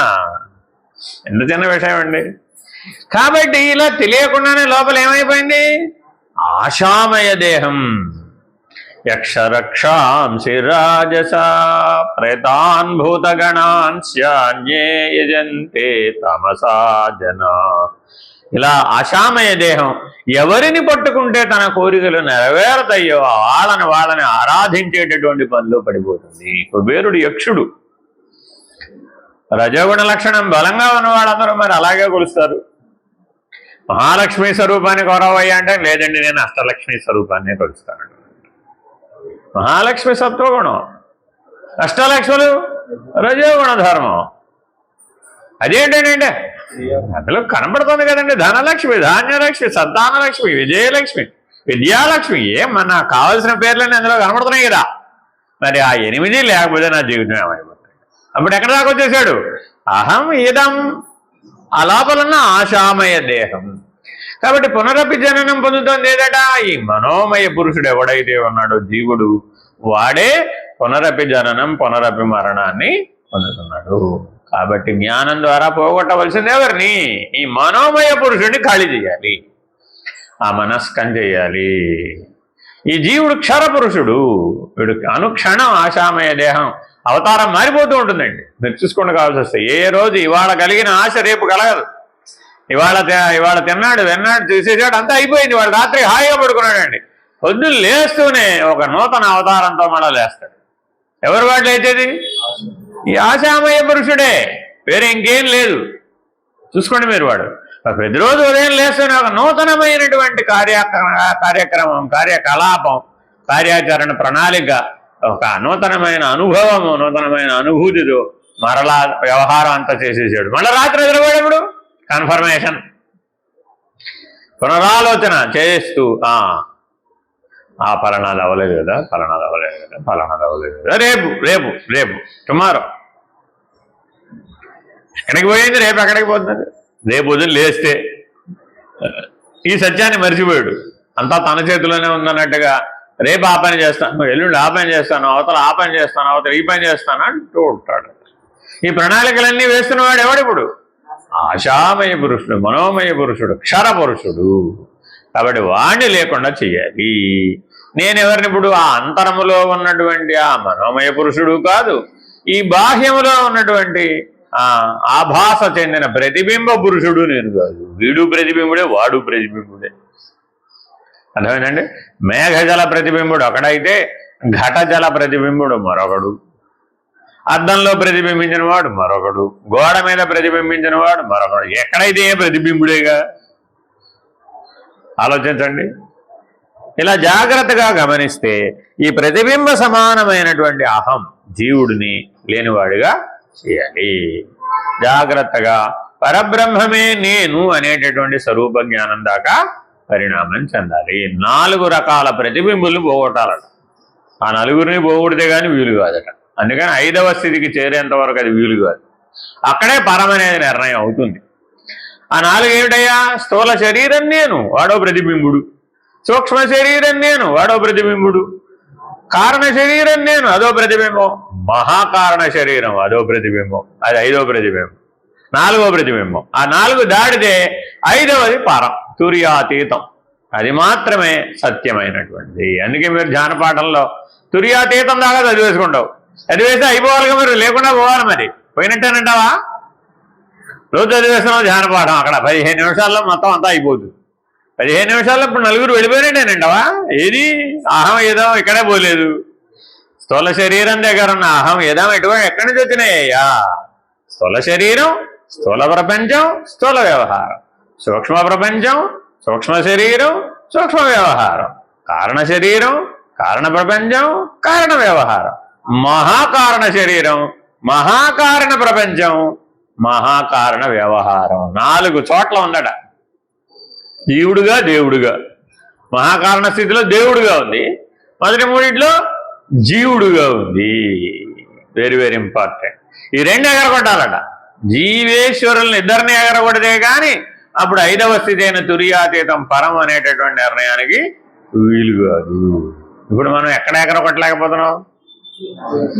ఏది కాకరకాయకి పులుసు బెల్లం వేసే దగ్గర ఉంది బండి వ్యవహారం. ఇవాళ కాకరకాయ కూర వండేసిందండి. ఇవిడ కుక్కర్లో పెట్టింది, ఉడకేసింది, వండేసింది, తెరమూత వేసేసింది, అయిపోయింది. ఆవిడ పని అయిపోయింది అనుకుంది. పులుసు బెల్లం వేయలేదు. తినేటప్పుడు ఏమైంది? 6 రుచుల చేదు కూడా ఒకటే కదా. ఇప్పుడు ఏమైంది? అంతే కదా అని సామాన్యంగా స్వీకరించవచ్చు కదా. ఏం చేసింది? రేపు గ్యారంటీగా పులుసు బెల్లం వేసి వండుతాం, సరే వాటికి వదిలేసి అంటుంది ఈవిడ. ఎందుకని మళ్ళీ దాన్ని ఇప్పుడు అర్జెంట్గా తయారు చేయడం వీలు కాదుగా, చాలా ప్రిపరేషన్ కావాలి. అర్థమేనండి? సో రేపటికి వాయిదా వేసిందా వేలేదా? ఇట్లాగా నిత్య జీవితానుభవంలో ఇంద్రియానుభవం దగ్గర, ప్రపంచానుభవం దగ్గర, వ్యవహార అనుభవం దగ్గరే ఉన్నటువంటి మానవుణ్ణి ఏకంగా బ్రహ్మాండం లేదనే స్థాయికి తీసుకెళ్ళగలగాలి. స్వరూప జ్ఞానం ఏం చెప్తుందండి? అసలు బ్రహ్మాండమే లేదురా బాబు, సృష్టి లేదు, విశ్వమే లేదు. ఈ మాటలు అనాలంటే ఎంత ధైర్యం కావాలండి? ఆ స్థాయి సామర్థ్యం జ్ఞాన బలం చేత మాత్రమే లభిస్తుంది. సకల దృశ్యాలను తీసిపడేయాలి. మొన్న చెప్పాం మీకు, మొన్న ఉపదేశంలో చెప్పాం. ఏదైనా అనుకోగానే లోపల ఏమైంది? డింగ్, దృశ్యం వచ్చింది కదా. ఆ దృశ్యాలన్నింటినీ స్పందించకుండా ఊరక ఉండి, సాక్షిగా ఉండి, ప్రకాశంగా ఉండి, నిర్ణయంగా ఉండి, ప్రజ్ఞగా ఉండి, చైతన్యంగా ఉండి, సచ్చిదానంద స్వరూపుడు నేను ఆత్మస్వరూపుడు అనే ఒకే ఒక నిర్ణయంతో సకల దృశ్యరహితం చేస్తే నువ్వేం చేయక్కర్లే, స్పందించకుండా ఉంటే చాలా. అలా చూస్తూ ఉన్నా మా తల్లి. అది అలా కనపడింది. ఏం కనపడింది నీకు? ఎదుగు చూస్తూ ఉండు. నువ్వెవరివి? ద్రష్ట. ఆ తర్వాత ద్రష్టను కూడా ఎగరగొడతాం. అసలు ద్రష్ట నిర్ణయం అయితేగా. కాబట్టి సర్వదృశ్యరహితం వినిశ్చితం సర్వదా ఆత్మని విభాతి నిర్మలం స్వస్వరూప నిజభావ ఆమోదం బ్రహ్మ సోహమతి భావయాత్మని. అటువంటి బ్రహ్మమే సోహం, నేను. ఇది సోహం జపం చేయడం అంటే అర్థం. అంతేగాని జపమాల పట్టుకొని సోహం సోహం సోహం అంటాం కాదు. లేదంటే గాలి తీసుకుంటూ సోహం అంటూ విడిచిపెట్టడం, ప్రాణాయామం చేయటం కాదు. ఇవేవి కాదు. ఇవన్నీ ఊరికే ప్రాథమిక అభ్యాసాలు, పలక మీద బలపంతో అక్షరాలు దిద్దడం లాంటివి. అవన్నీ అనవసరమని కాదు, కానీ తెలుసుకోవడానికి అది అక్షరాభ్యాసం మాత్రమే. కానీ అసలు నిజంగా ఎలా చేయాలంటే ఇప్పుడు మనలో సర్వకాలేషి దృశ్యం వచ్చిపోతోంది. అసలు నేను పుట్టాను కూడా ఓ దృశ్యం, ఈ బ్రహ్మాండం పుట్టింది అది కూడా ఓ దృశ్యం, ఈ సృష్టి వచ్చింది అది కూడా ఓ దృశ్యం. అన్ని దృశ్యాలే. సర్వదృశ్యరహితం అయ్యేటట్లుగా నువ్వు జ్ఞానంతో నిలకడగా కనుక నిశ్చలంగా కనుక ఉన్నట్లయితే స్థాణోరచలం ధ్రువం. నీ స్వరూప జ్ఞానానికి లక్షణం ఏంటండి? స్థాణోరచలం ధ్రువం. ఎన్ని దృశ్యాలైనా రానిపోనివయ్యా, నిలకడగా నిలిచి ఉండు, నిశ్చలంగా ఉండు, ఊరకుండు. ఏమైపోయినప్పుడు అన్నీ వస్తాయి పోతాయి. నువ్వేం కదలమాక, నువ్వేం స్పందించమాక. ఏం చేయమంటారండి? ఏమీ చెయ్యమాక. అక్రియ అవ్యవహారీ సమస్త దృశ్యరహితమైనదియు సర్వదా తనలో నిశ్చయ రూపమైనదియు నిర్మలమై ప్రకాశించినదియు స్వస్వరూప స్థితి చే ఆనందరూపమైనదియు బ్రహ్మము వాడేనని తెలిసి సర్వదా తనలో భావించవలెను. వాడనగా ఎవరిప్పుడు? బ్రహ్మం. వీడనగా ఎవరు? జీవుడు. అర్థమేనండి? ఇదమంటేనేమో సంసారం, అది అంటేనేమో అది అంటే సృష్టి. బ్రహ్మము సృష్టి. అర్థమైందండి? జాగ్రత్తగా పట్టుకోవాలి. ఇదియే అఖండ స్థితి. విజ్ఞానానంద రూప పరబ్రహ్మము తానై వెలుగొందుతున్నాడు. అదియే సోహం. తిరగేస్తే హంస. సోహంను తిరగేస్తే హంస. అకారమితి పరమాత్మ, సకారమితి జీవాత్మ, బిందురిత్యభి అనుసంధానం. ఆ పరబ్రహ్మమును ఈ జీవమును రెండింటినీ కలిపేటటువంటి అనుసంధానమే బిందువు. ఆ బిందు మధ్య స్థానంలో నిలకడ కలిగి ఉండవయ్యా. హాలోకి వెళ్ళమాక సాలోకి వెళ్ళమాక. అలా ఎవడైతే బిందు మధ్యలో నిలకడ కలిగి సోహం ధ్యానం చేశాడు వాడికి ఏమవుతుంది? అదే ఉత్తమమైన పూజ, వేరే ఇంకేమీ లేదు. అదే ఉత్తమమైన అభిషేకం, అదే ఉత్తమమైన ఆరాధన, అదే ఉత్తమమైన సర్వస్వం, అదే విచారణ, అదే సాధన, అదే ధ్యానం, సమస్తం అదే. ఏమిటయ్యా? బిందు మధ్యంలో నిలకడ కలిగి ఉండు, కదలకుండా ఉండు. అలా కనుక నువ్వు ఉన్నట్లయితే నీకు ఒక సత్యం బోధపడుతుంది. ఏమిటి? అహము ఇదము లేనిదని, నాహమిదం అది అది ఆ వాడు అది అది కూడా లేనిదని, నాహమదో నాహమిదో నాహమదో. అర్థమైందండి? నాహమిదం నాహమదో ఉభయోరవభాసకం, రెండు ప్రతిబింబాలే. పరమ దృష్ట్యా చూచినప్పుడు ఎక్కడ పడితే అక్కడ అని చెప్పలేదు. ఐదవ స్థితి అయినటువంటి తుర్యాతీత నుంచి కనుక చూసినట్లయితే నాలుగులో కనబడే బ్రహ్మము కూడా ప్రతిబింబమే. తుర్యంలో కనబడేది ఎవరు? బ్రహ్మము. స్థూల సూక్ష్మ కారణాల్లో కనబడేది ఎవరు? జీవుడు. అర్థమైందండి? ఈ జీవుడు ఆ బ్రహ్మము పరమైనటువంటి ఐదవ స్థితి తుర్యాతీత నుంచి కనుక చూసినట్లయితే అది ప్రతిబింబమే అవుతున్నది. కాబట్టి ఇంద్రియేభ్య పరాహ్యర్థ అని కఠోపనిషత్ సూత్రం. ఇంద్రియాణి పరాణ్యాహు అని భగవద్గీత చెప్తుంది. ఇలా ఈ రెండింటిని తెలిసినటువంటి వాడై అప్పుడు ఇది అది, నేను వానిది, వీనిది నాది అని ఇలాంటి భావములు లేక సర్వము బ్రహ్మమయమై తేజోరూపమై ఉంటుంది. దృశ్యం దేహంచ వాగాది శ్రోత్రాది ఇంద్రియ పంచకం ప్రాణాది పంచకం చైవ తథా అంతఃకరణమేవ చ ముక్తి సౌధస్య సోపాన అష్టాదశైతి స్మృతా ఏతత్క్రమేణ చారుహ్య బ్రహ్మ భూయాయ కల్పతే.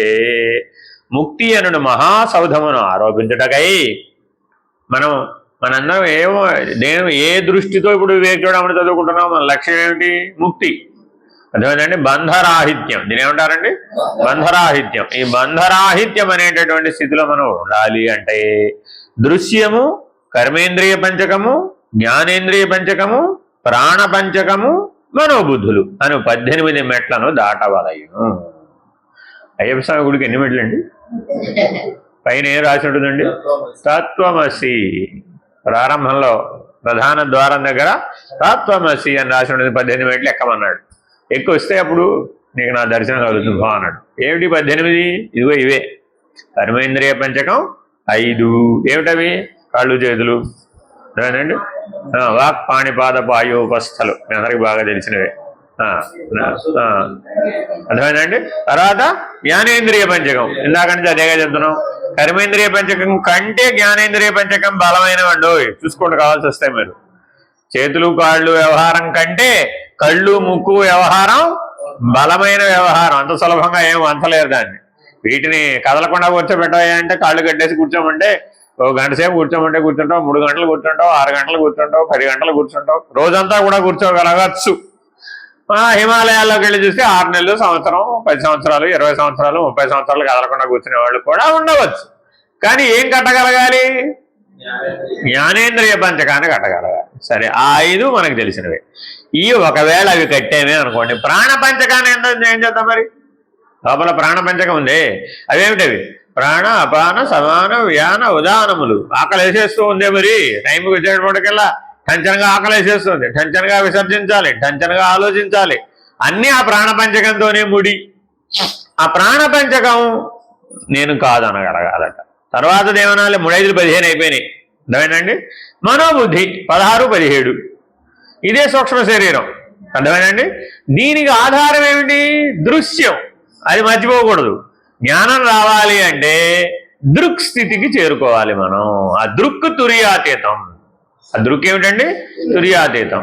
ద్రష్టేమో తుర్యం, ద్రష్టేమో తుర్యం, దృక్కేమో తుర్యాతీతం. ఎప్పుడు వీలవుతుంది ఇది?